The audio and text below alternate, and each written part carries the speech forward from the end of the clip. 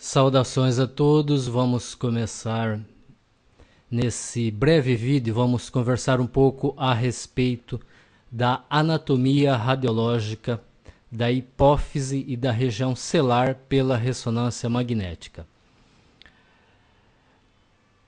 Temos aqui o esfenoide,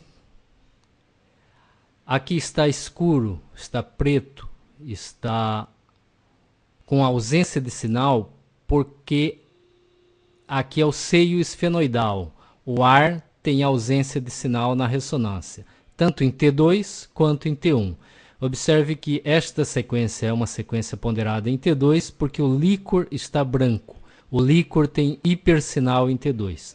Esta é uma sequência ponderada em T1 porque o líquor está escuro.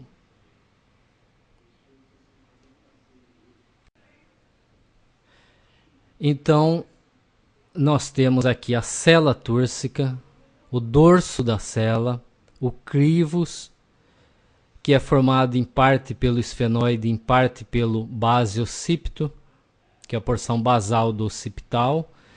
Esta porção de hipersinal é medula óssea no interior do baseocipito.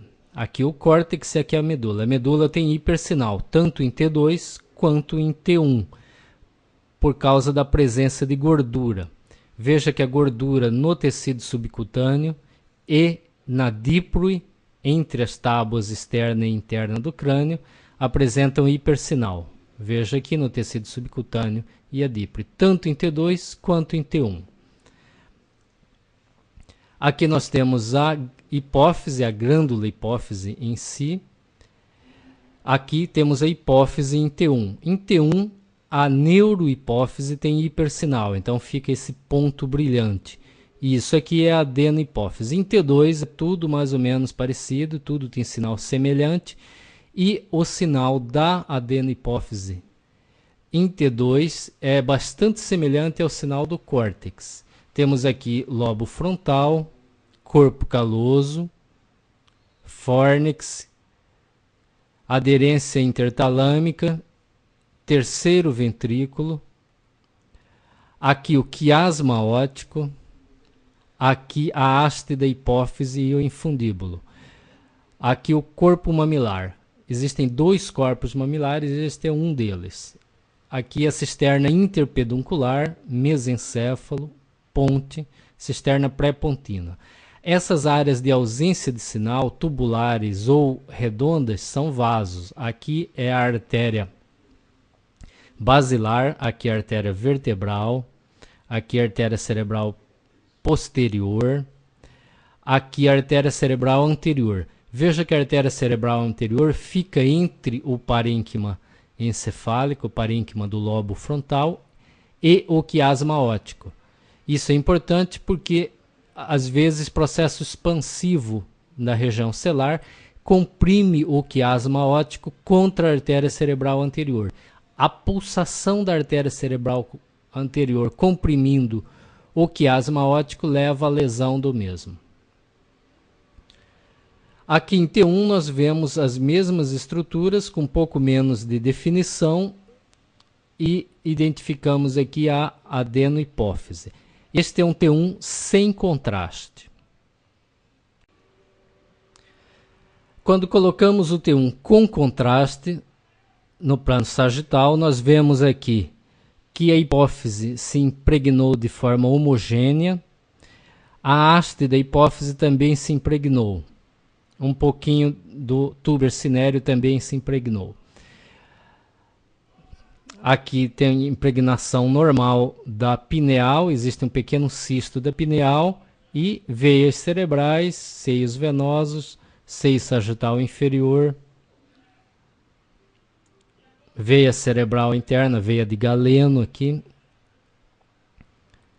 Veja que a mucosa nasal se impregna bastante também. Rodando a imagem um pouco para o lado, nós vemos o trato óptico. Trato óptico e aqui o quiasma óptico. Aqui nós temos o plano coronal, sequência ponderada em T2, veja o líquor brilhando nos ventrículos, nos sulcos corticais, e sequência ponderada em T1 com contraste.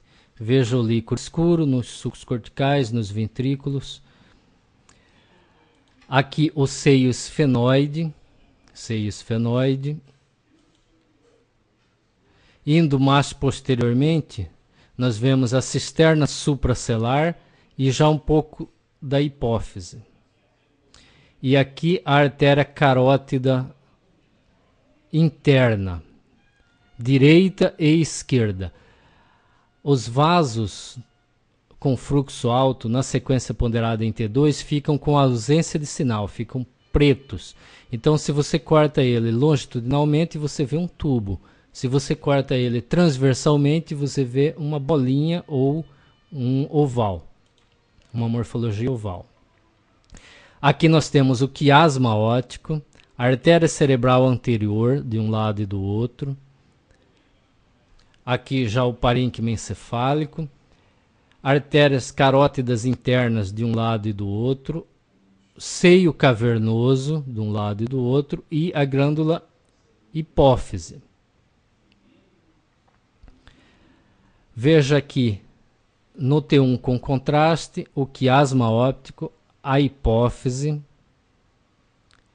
os seios cavernosos realçados de um lado e do outro. Essa área de ausência de sinal é a artéria carótida e esses pequenos pontos de ausência de sinal aqui lateralmente à carótida, dentro do seio cavernoso, são nervos. Aqui é o terceiro e o quarto que fica coladinho, quer dizer, o óculo motor e o troclear. Esse é o abducente, que fica mais medial, mais para dentro do seio cavernoso. E este são ramos do trigêmeo. O ramo o segundo e o terceiro ramo do trigêmeo.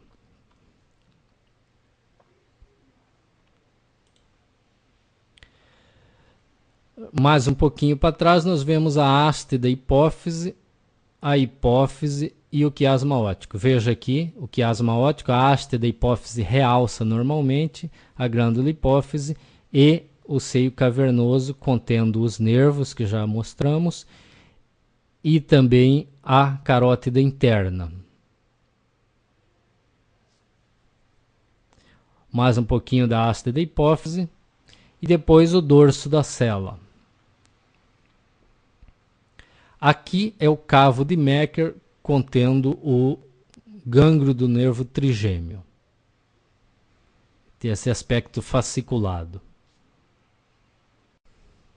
Esta região acima da glândula hipófise é a cisterna supracelar. É um acúmulo de líquido aqui, cisterna supracelar. O que nós chamamos de região paracelar é a região do seio cavernoso e as adjacências. Esta sequência é uma sequência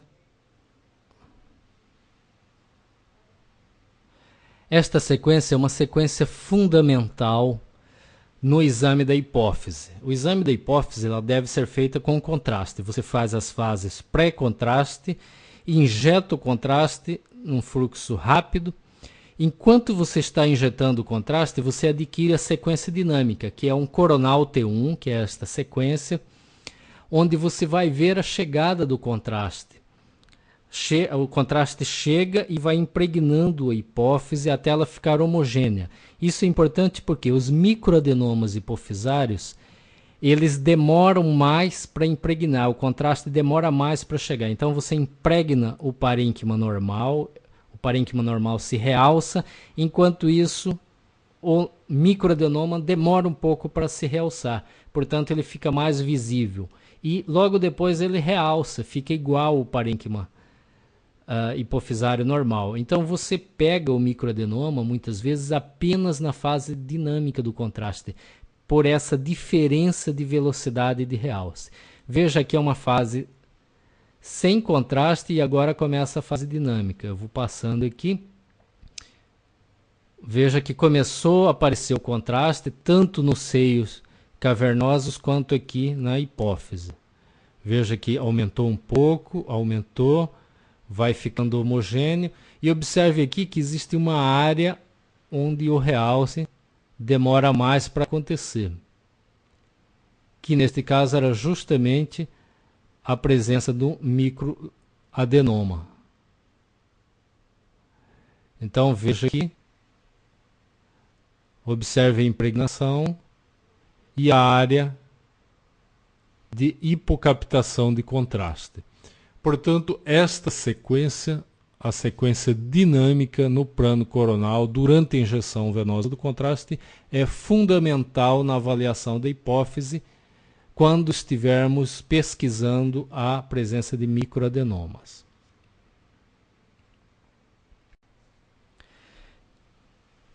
Então, neste vídeo, nós vimos um pouco da anatomia da hipófise da região celular.